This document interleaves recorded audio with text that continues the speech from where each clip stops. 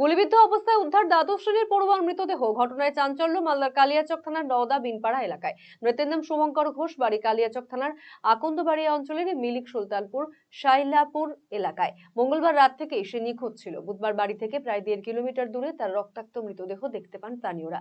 বুকের ডান পাশে ক্ষত রয়েছে। খবর পেয়ে কালিয়াচক থানার পুলিশ এসে মৃতদেহটি উদ্ধার করে ময়নাতদন্তের জন্য পাঠায়। যদিও কে বা কারা কেন গুলি করেছে তা খতিয়ে দেখছে পুলিশ।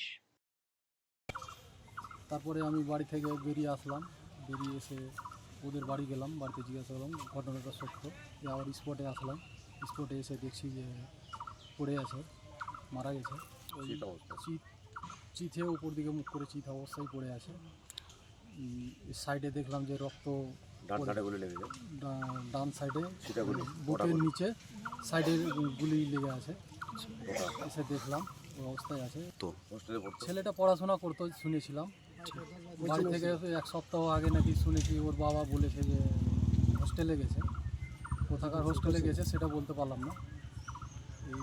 তারপরে পুলিশ আসলো, প্রশাসন আসলো, এসে নিয়ে গেল।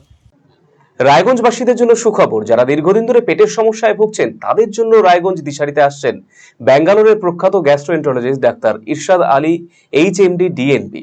এখন থেকে প্রতি মাসে নির্দিষ্ট দিনে ডাক্তারবাবুকে দেখাতে আজই যোগাযোগ করুন দিশারি হেলথ কেয়ার উকিলপাড়া রায়গঞ্জ শাখায়। যোগাযোগ করুন 7477785509 এই নম্বরে এবং 7477785512 এই নম্বরে।